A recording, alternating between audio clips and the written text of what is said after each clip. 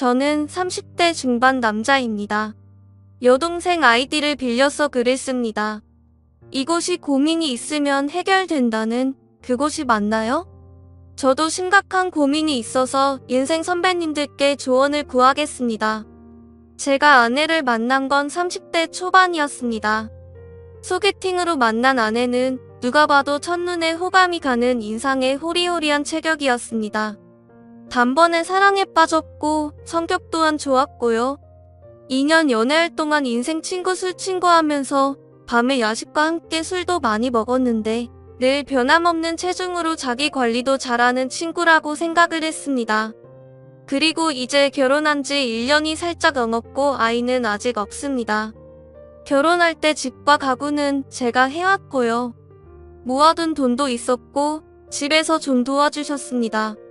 아내의 친정 형편이 넉넉지 않아 배려 차원에서 뭐 혼수나 그런 자잘구레한 거 안 했고 아내는 그릇 세트 하나 사들고 왔습니다. 하지만 불공평하다고 생각한 적은 없습니다. 조건을 따지고 한 결혼이 아니니까요. 결혼을 하고 난 뒤에 저희 나이도 나이인지라 아이도 빨리 가져야 하고 아내는 살림에 몰두한다고 하여 직장을 그만두고 집에서 집안일을 합니다. 그 당시 상사의 압박이 심해서 스트레스를 많이 받는 것을 잘 알고 있었기에 결혼하고 자연스레 퇴사를 결정하게 되었습니다. 제 월급이 적은 편은 아니나 아이를 키우려면 큰 돈이 드니 적금도 들고 하기에 살짝 부족하여 아내도 직장을 그만두면 집에서 부업할 거. 요즘 인터넷에 보면 댓글 아르바이트 같은 거 알아봤다며 자기가 부업을 하겠다고 하여 합의로 그만두게 되었습니다. 하지만 지금 현실은 제가 아침에 먼저 일어나 밥도 못 먹고 출근해서 직장까지 차로 1시간 넘게 걸려 도착을 합니다. 전 새벽 6시에 일어나기 때문에 이왕이면 밥을 먹으면 하루가 든든하겠죠. 아무튼 그럼 아내는 10시 넘어 일어나 문구적거리다가 점심으로 배달 음식을 시켜 먹습니다. 날라오는 카드 사용 문자명 세서를 일일이 보고 싶지는 않지만 한 달에 20번은 넘게 시켜 먹습니다. 그리고 오후에는 밀린 드라마 다시 보기도 하고 미국 드라마 정주행을 합니다. 어떤 날은 가끔 친구들 만나 백화점 가서 쇼핑도 하고요. 어느 순간 뭐 하나 하고 보면 쇼핑 품목도 주로 중명품급을 삽니다. 옷 하나에 30-50만원 하는 것들을 척척 사오더라고요. 요즘은 전염병 때문에 집 밖에 못 돌아다닌다며 집에 있지만 정작 집에서 하는 거 없는 듯 합니다. 집에서 청소도 안 하고 청소기도 일주일에 한두 번 밀고요. 아내가 머리카락이 길어 바닥이 엉망인데도 로봇 청소기가 바닥을 알아서 민다며 청소도 안 합니다. 심지어 빨래도 저는 양복만 입기 때문에 항상 드라이 클리닝을 시키는데 그런 빨래 해봤자 속옷이랑 본인 옷이랑 수건이 전부인데도 일주일에 한 번을 합니다. 어떤 날은 속옷이 없는 날도 있더군요. 입을 속옷이 없다 불만을 토로했더니 속옷을 10종 세트로 더 사다 놓았다고요. 나 원참 제가 아침에 바빠서 입던 옷을 그대로 두고 나갈 때도 있는데 퇴근하고 집에 와보면 그 옷이 그 자리에 그대로 있기도 합니다. 이런 일상적인 것도 엉망인데 세세한 것을 따져보면 정말 집이 과간일 때도 많습니다. 화장실 청소는 한 달에 한 번 하는 것 같기도 하고 늘 냄새가 나고요. 냉장고에서 뭐 좀 먹으려고 꺼내면 전부 유통기한 지난 것뿐입니다. 미국 드라마 보면서 흘린 과자 부스러기 휴지 등등도 그대로 소파에 누워 집에만 가면 스트레스가 쌓입니다. 그리고 저녁엔 제가 퇴근을 하면 인터넷으로 시킨 반찬 몇 가지랑 국은 비비고나 오뚜기 같은 데우기만 하면 되는 음식으로 먹고요. 햇반도 엄청 자주 먹습니다. 솔직히 냉동식품 정말 싫어합니다. 아내가 요리를 잘하지 못하는 건 알았지만 이렇게 냉동식품이나 즉석식품 아니면 아예 집에서 요리를 일절 하지 않습니다. 요리하고 나는 냄새가 싫어서 안 한다고 말은 하는데 그 냄새보다 청소 안에서 나는 냄새가 더 심할 것 같습니다. 이러다가 온몸에서 환경 호르몬이 나올 것만 같아요. 또 그렇게 보니 아내는 결혼 전에 평범한 몸매였는데 지금은 1년 사이에 20kg가 조금 안 되게 쪘습니다. 그래서 조금이라도 외모에 대한 이야기가 나오면 정색하고 예민해지기도 합니다. 지난번에는 맞는 옷이 없어서 옷을 사러 가야 한다길래 새 옷도 줬응. 살을 조금 빼보는 게 어떻겠냐라고 정중히 말했다가 칼 맞을 뻔했습니다. 가장 최근에 본인 살찐 모습 저희 부모님께 보여주기 싫다며 자꾸 살쪘다고 이야기하셔서 듣기 싫다고 아프다고 거짓말하고 혼자 갔다 오라고 했습니다. 솔직히 아버지 생신인데 서운했습니다. 저는 정작 장인 장모님 생신을 가장 큰 행사로 여길 정도로 신경 쓰는 데 고작 다녀오는 것조차 싫다고 하니 핑계로 느껴지기도 하고 실제로 살 때문에 그렇다 할지라도 그럼 살을 좀 빼지 싶은 생각마저 들더라고요. 그러다가 혼자 갔는데 동생이며 부모님들이 물어보는 거에 거짓말로 대충 둘러대고 기분도 좋지 않은 상황에서 문자가 오더라고요. 음식 좀 많이 좀 싸오라고. 오늘은 냉동식품에서 벗어나 보자. 그러면서 해맑게 특히 산적이랑 돼지갈비 꼭 싸오라고 하더군요. 솔직히 정 떨어졌습니다.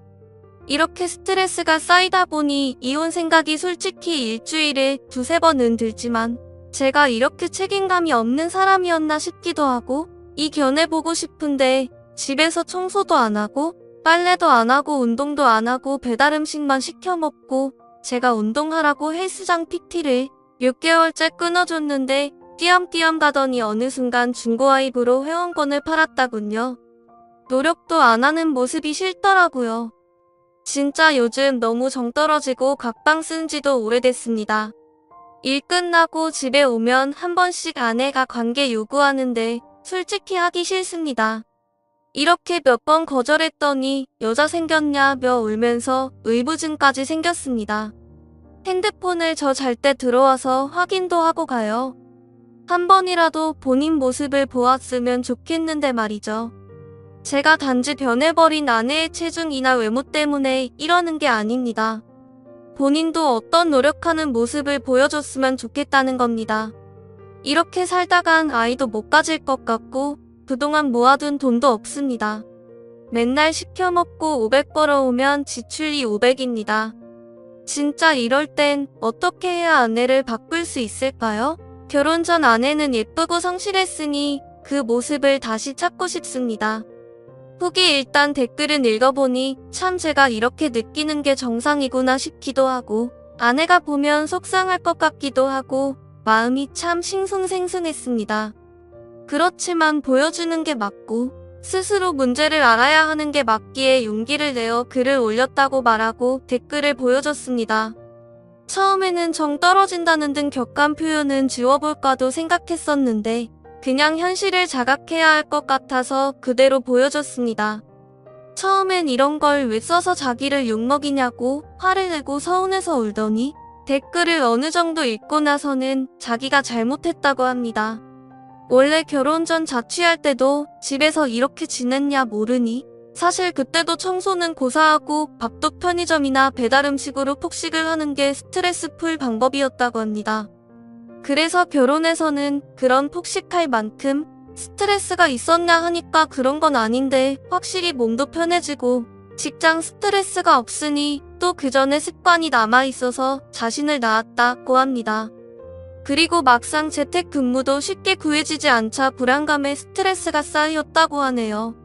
이렇게 살아서는 건강도 물론이고 큰일 날 수 있겠다 싶어서 여러분들 좋은 대로 제 카드에 생활비 150만원으로 한도를 설정해놨고 그 150만원 안으로 한 달 동안 식자재 사고 옷이나 샴푸 등등 필요한 생필품을 사고 보험료도 내는 방식으로 하자고 합의를 했습니다. 생활비를 설정해 놓는다는 건 생각조차 못했는데 너무 좋은 방법이다 무릎을 탁 쳤습니다. 아내도 무한정 쓰지 않고 한도 내에서 잘 살아보겠다고 하며 방법을 잘 몰랐다고 합니다. 운동은 혼자 가니 살찐 모습 때문에 더 위축이 된다고 하길래 앞으로 제가 퇴근하고 같이 헬스장을 가기로 했습니다. 가서 같이 운동을 하면서 저도 건강 챙기고 아내도 체중 감량을 하고 아내가 1년간 일을 그만두고 집에 있으면서 퇴사를 하고 나서 2달 정도는 정말 행복하고 좋았다가 좀 지나고 보니 자신이 왜 존재하는지 이런 생각에 잠겨서 마음이 좀 힘들었다고 합니다. 자신도 부지런해지고 싶고 무언가에 열정적으로 매달리고 싶은데 의지도 부족하고 현실도 여의치 않아 자꾸만 안주하게 되더라고요 하네요. 그러면서 이렇게 변화할 수 있는 기회를 주셔서 고맙다고 하니 왠지 눈물마저 나더라고요. 그래서 운동을 좀 하고 마음을 좀 추스르고 취업을 하기로 했습니다. 취업 전까지는 본인이 전업주부이니 집안일을 신경 써 본다고 약속했고요. 이제는 전업주부도 본인의 업이라 생각하고 규칙적으로 신경 써서 일하겠다고 하네요. 아침은 제가 일찍 나가고 그러니 저도 이 부분에서 굳이 자는 사람 일찍 깨워서 밥 차리라고 하기도 싫고 그래서 저녁을 아내가 차려주기로 했습니다. 아침은 저녁에 먹고 남은 거나 밑반찬을 해두면 제가 차려 먹기로 했고요. 주로 아침 메뉴는 가벼운 것을 먹기 때문에 저도 큰 불만은 없을 것 같아요. 빵을 미리 사놓아도 되고요. 이혼하라는 말이 가장 많았는데 사랑하는 사람이고 제가 좀 더 힘들더라도 아내가 반짝였던 시절처럼 다시 돌려놓고 싶습니다. 저 역시 이혼 생각 많이 했지만 열심히 노력해보겠다는 사람 먼저 내치고 싶지는 않습니다. 외적인 부분 때문이 아닌 내면으로 아름다웠던 사람이었던지라 안타깝고 속상한 마음이 큽니다. 사실 이걸 보여주면 아내가 엄청 화내고 끝을 볼 수 있겠다고 생각을 했는데 그런데 아내가 그래도 본인 문제를 정확히 알고 진심으로 사과하며 고치려고 같이 계획도 짜고 진솔하게 이야기하는 모습을 보고 저도 언제 그랬냐는 듯 다시 정이 샘솟습니다. 참 고맙고 기특하고 한번 믿어보기로 했고요. 그래도 저는 참 기분이 좋네요. 그래도 여러분이 아니었으면 이렇게 좋은 방향으로 생각하지 못했을 것 같습니다. 운동을 같이 하고 더불어 식이 조절까지 한 지 일주일 되었는데 3kg 빠졌다고 소녀처럼 좋아하네요. 다시 제 인생에 한 줄기 빛이 생기는 기분입니다. 감사합니다. 다들 행복하시고 날 추워지는데 감기 조심하세요. 베스트 댓글입니다. 보기만 했었는데 댓글을 달아봅니다. 후기 글 보니 조언도 충분히 듣고 서로 의견 조율도 하시고 좋게 풀리신 것 같아서 저는 부인도 남편분도 그냥 응원하는 마음으로 보게 되네요. 인내하고 같이 상황 바꾸려고 해보는 남편분도 대단하고 내심 서운한 마음도 있었겠지만 반성하는 부인도 대단하다고 생각합니다. 부인 여기 있는 조언들 새겨들으시고 제대로 반성하셔서 지금까지는 이래저래 아파서 살도 20kg 찌고 그랬지만 내가 선택한 아내 한다면 하는 여자라는 거 한번 보여주세요. 남편 신뢰도 되찾고 행복한 결혼 되시길 바라겠습니다.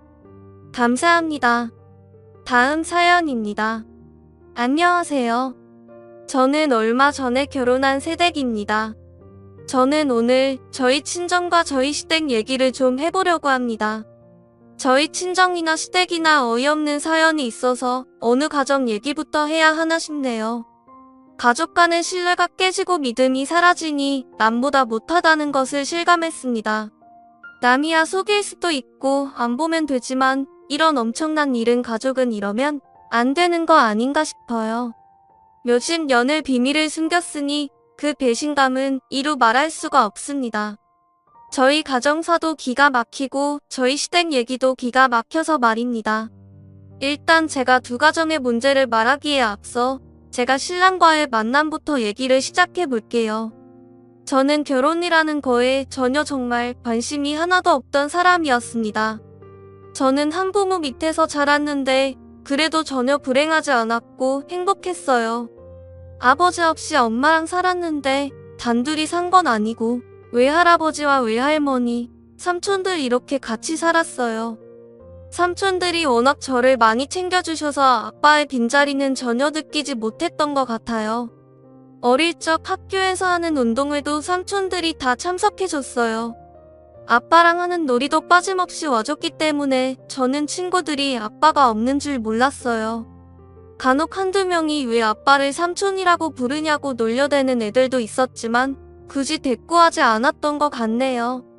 그렇게 유년 시절을 아무 탈 없이 보냈고 청소년기도 사춘기란 거 없이 무탈하게 잘 보냈는데 성인이 되어서 어느 정도 나이가 찼을 때 집에서 결혼 얘기가 나왔는데 무관심이었어요. 결혼에 대해 엄마의 영향이 전혀 없다고는 말을 못하는 게 어릴 적 엄마를 보면 혼자 지내시는 모습을 보니까 꼭 결혼을 해야 하나 싶었던 것 같아요. 그리고 엄마는 재혼도 하지 않고 저만 바라보고 사셨어요. 그래서 더 엄마와 함께 끝까지 함께하면서 친구가 되어주고 싶었던 것 같습니다. 엄마는 저와 얘기하고 같이 있으면 행복해 하셨거든요. 그런데 뜻하지 않게 저에게 저희 난구님이 온 거죠. 사랑하는 사람이 생기니까 엄마에게 죄송하게도 결혼이 하고 싶더라고요. 저는 신랑과 결혼을 결심하게 된 계기도 어찌 보면 신랑의 가정 환경이 한몫했어요. 너무 행복해 보이고 가족 간의 사랑이 느껴졌어요. 그리고 무엇보다 아버님이 자식들을 사랑하는 모습이 인상 깊었어요. 아버지 없이 자란 저는 그 모습을 보고 아버지란 저런 분이구나라고 느꼈어요. 한없이 주기만 하는 모습에 반했거든요. 신우 한 명이 있는데 아버님이 다 큰 딸인데도 예뻐서 어떨 줄 몰라 하더라고요. 많이 부러웠습니다. 저도 나름 삼촌들한테 받은 사랑이 있는데도 느낌이라고 해야 하나 뭔지는 모르겠는데 다른 것 같았어요. 이런 가정이면 나도 행복하겠구나 싶었습니다. 그리고 시어머니도 사업을 하신 분이라 그런지 화통하시고 시원시원하셨어요. 그리고 결혼 전까지는 몰랐는데 나중에 결혼하고 보니 엄청난 부자인 것도 알게 되었네요. 그냥 잘 사는 집 정도라고 알고 있었는데 제가 생각했던 것보다 더 잘 살더군요. 그런데 저야 어렵게 자라서 그런지 돈에 큰 욕심은 없어요. 그냥 굶어 죽지 않을 정도의 돈만 있으면 된다는 생각을 가지고 있는 사람이라 시부모님이 부자라고 해도 크게 관심이 안 가더라고요. 저도 일을 하고 있고 신랑도 열심히 살고 있으니까 관심 없었어요.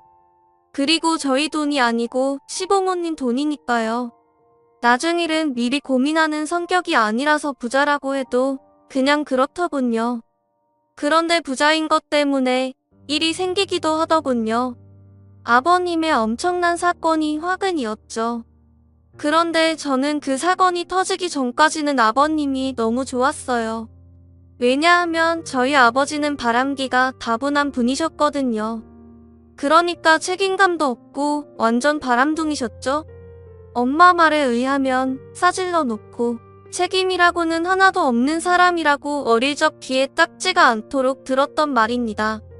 아버지는 제가 3살 때쯤 바람이 나서 집에 들락날락 하다가 아예 집을 나가셨다가 제가 7살 때쯤 한번 외갓집에 오셨던 기억이 있어요. 그래서 제가 아버지 얼굴을 잘 기억 못하는 것은 초등학교 입학 전 한두 시간 함께 짜장면 먹은 기억밖에 없었기 때문입니다.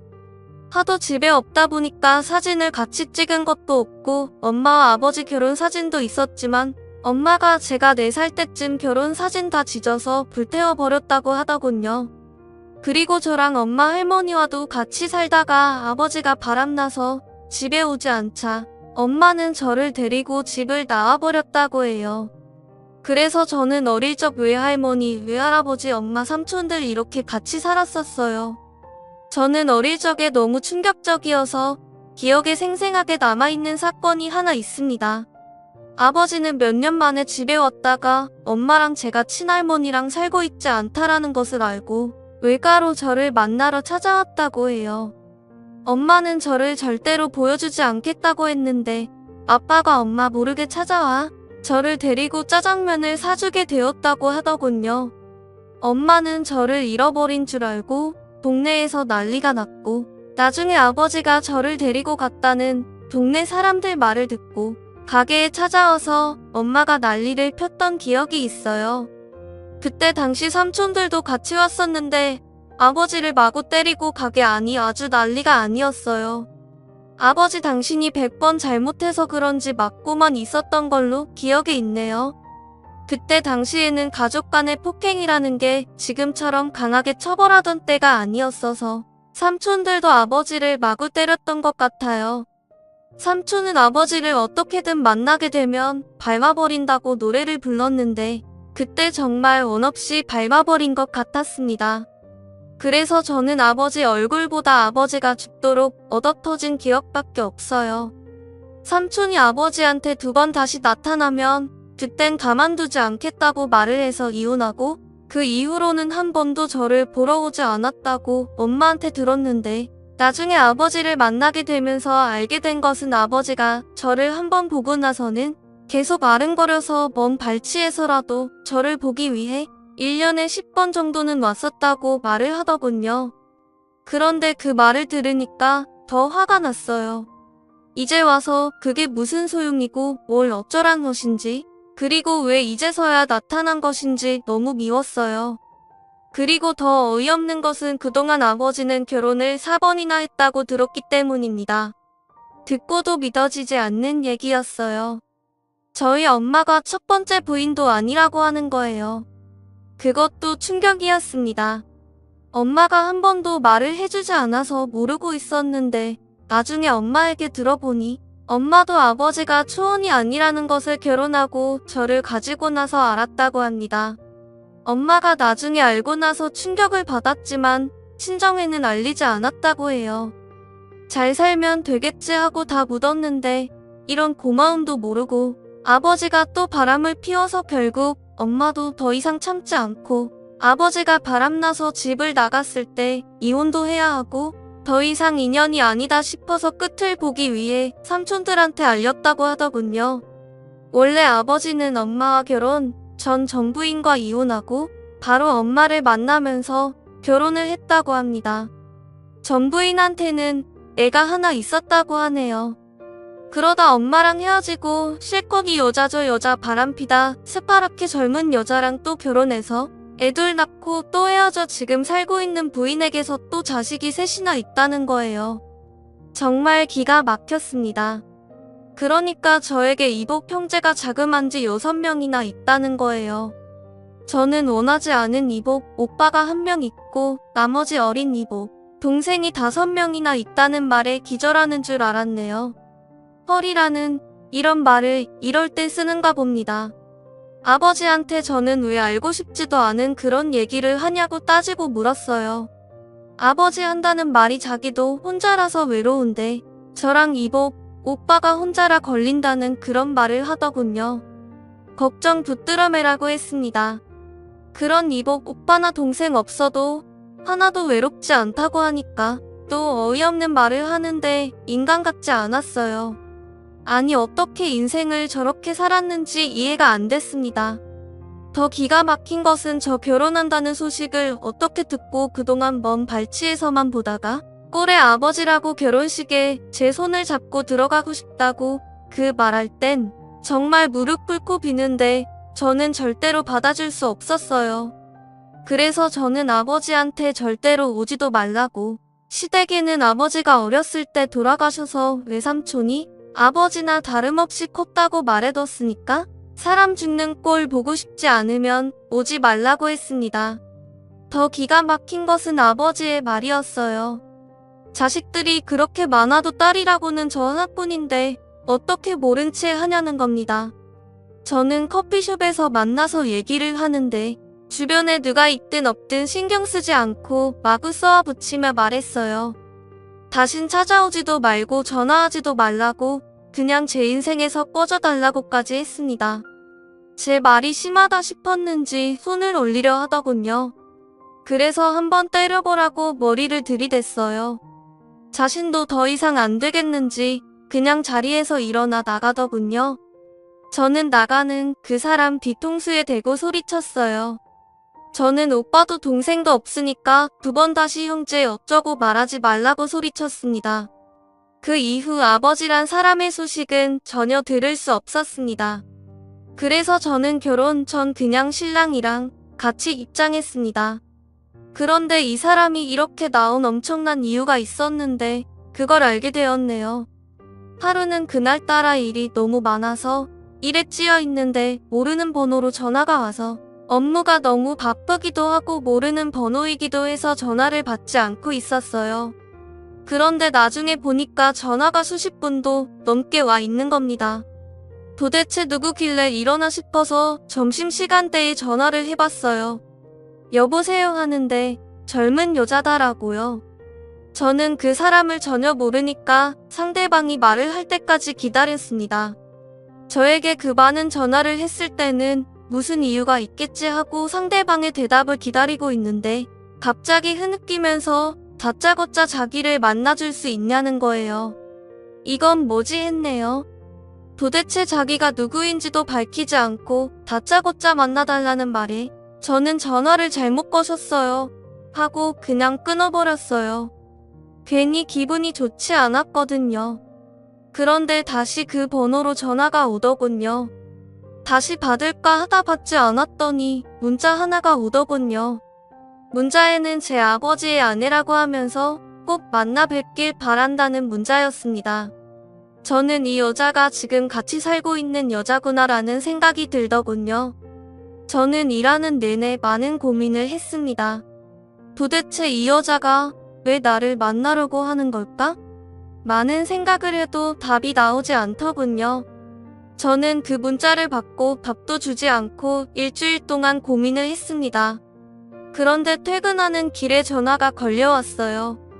저는 순간 번호를 보고 받을까 말까 고민을 하고 있는데 제 앞에 젊은 여자가 전화기를 귀에 대고 저를 향해 걸어오더군요. 제가 전화를 받지 않자 그 여자가 전화를 끊더니 저에게 인사를 건네더라고요.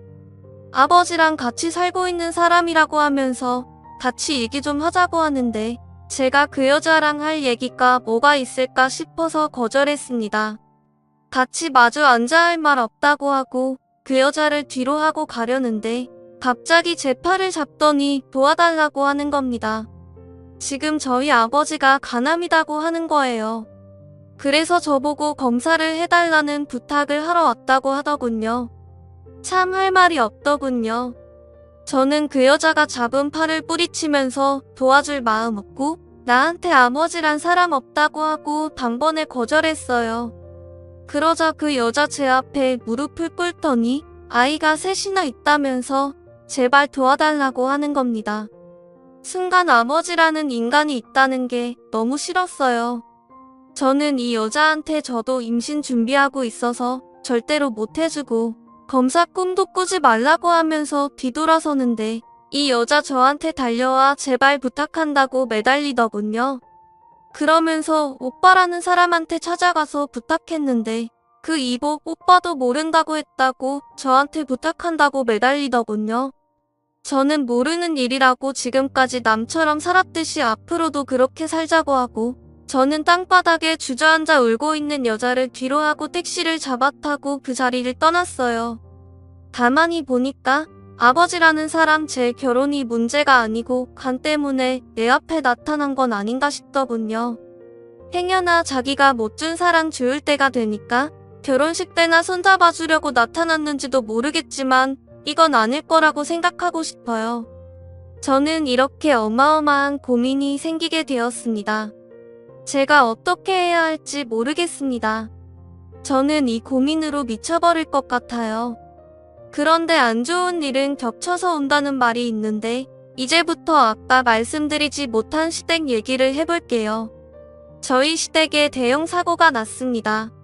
제가 그렇게 부러워한 저희 시댁에 엄청난 일이 생긴 겁니다. 아버님을 너무 좋아했는데 저희 아버님도 저희 아버지와 별다를 게 없다는 걸 알았습니다. 바로 아버님이 어머님을 만나기 전에 여자가 있었는데 저희 어머님 쪽이 워낙 잘 살았던 부잣집이라 시아버지는 그 여자를 버리고 어머님을 선택해서 결혼까지 했다고 해요. 그 여자는 아버님이 결혼을 하고 나서 아이를 가진 것을 알고 혼자서 몇 년을 키우다 생활이 어려워지자 아버님을 찾아왔다고 합니다. 아버님은 가정을 깨고 싶지 않아서 그 여자와 아들 뒷바라지를 해주는 조건으로 숨어서 지내라고 했다고 해요. 그래서 그 여자는 정말 숨어서 지냈다고 하는데 이게 있을 수 있나 싶었어요. 그 여자라는 분이 워낙 순진해서 아버님 말을 들어왔었다고 하더군요. 그렇게 어머님 모르게 보살펴왔는데 신랑의 이복형이 그 사실을 모르고 살다가 이번에 자기 아버지에 대해 알게 되면서 저희 시댁에도 밝혀지게 되었네요. 이게 가능한가 싶었어요. 어쨌든 문제는 그 아들이란 사람이 학교 때도 성인이 되어서도 속을 썩여서 아버님이 그 아들 모르게 그리고 계속 어머님 모르게 뒷수습 다 해오고 있었는데 결국 남편의 이복형이 모든 걸 알고 어머님 앞에 나타난 거예요. 신랑의 이복형이 아버님에 대해 알게 되면서 아버님은 가족들 모르게 혼자서 수습해 보려고 그 아들한테 조금만 더 기다리고 있으면 어느 정도 재산을 떼어주겠다고 약속을 했는데 아버님이 얘기한 재산이 자기 성에 안 차기도 하고 아버님이 자꾸 미루니까 그 남자는 기다리지 못하고 더군다나 시아버지 쪽이 부자라는 것을 알고 더 많은 욕심을 부리고 법도 없이 어디서 들은 것은 있었는지 이복형제도 법률상으로 상속 권한이 있다고 하면서 어머님 앞에 나타난 거죠. 그런데 아주 어리석은 짓을 하고 만 겁니다. 그 많은 재산은 다 어머님 앞으로 되어 있거든요. 아버님은 어떻게 해서든 어머님 꼬셔서 재산을 빼돌려서 그 아들한테 주려고 했던가 봐요. 어머님도 그 일이 있기 전에 진짜 아버님 앞으로 어느 정도 재산을 돌려놓으려고 했는데 그때 신랑의 이복형이 나타난 겁니다. 아주 타이밍을 잘 맞춰줘서 말입니다. 이렇게 해서 저희 시댁에 한바탕 난리가 났습니다. 그 남자는 아버님을 협박하고 어머님도 협박하고 거기다 저희 신랑과 시누이까지 협박을 했어요. 어머님은 아버님과 이혼을 하려고 했지만 재산 분할이라는 게 있어서 그냥 이혼하지 않고 별거로 들어갔어요. 시아버지도 나중에는 법으로 가겠다고 했지만 애지중지하던 하나뿐인 딸이 결혼식을 앞두고 있었고 어느 누가 봐도 아버님이 불리한 싸움이었어요. 저희 친정아버지와 저희 시아버지 정말 남자가 뭔지 가만히 보면 이런 남자들이 벌려놓고 뒷감당은 여자 몫인 것 같아요. 왜 남자가 치울 쓰레기를 왜 여자가 해야 하는지 답답하네요. 너무 답답한 마음에 누군가에게 털어놓고 싶어 이렇게 글을 쓰게 되었습니다. 시댁에 이런 일을 겪으면서 엄마가 하던 말이 생각나네요.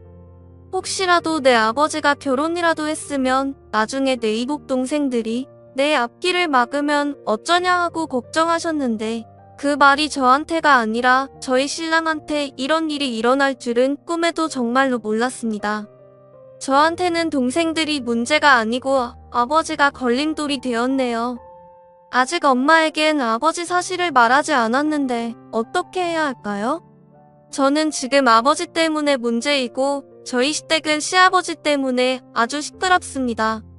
그 이복형이라는 사람이 나서서 설치는 바람에 땡전 한 번 못 받고 아버님은 집에서 쫓겨나 어머님과 지금 별거 중이십니다. 그리고 그 남자 저희 시댁 집에 와서 행패를 부려서 접근 금지 가처분 신청이 되어 있습니다. 이를 위반했을 경우 형이 무겁고 벌금도 만만치 않고 구류의 처벌도 받을 수 있다고 해서 그런지 아직은 조용히 지내고 있는 걸로 알고 있네요. 아버님을 이제는 다시 볼 일이 없을 것 같네요. 어머님은 돈이 많으니까 변호사가 다 알아서 해결을 해주시는 것 같았습니다. 저는 이번 일을 겪으면서 돈이 없는 것보단 있어서 변호사라도 구할 수 있으니 좋은 것 같기도 하고 돈이 없었으면 이런 일이 생겼을까 싶기도 하고 참 돈이라는 게 아이러니하네요. 저희는 어머님이 시키는 대로 대처하고 있고 모든 것이 별 문제 없이 해결되길 바라고 있을 뿐입니다. 그리고 마지막으로 저는 정말 어떻게 해야 하는 것이 좋은지 여러분의 소중한 의견 부탁드리겠습니다. 감사합니다.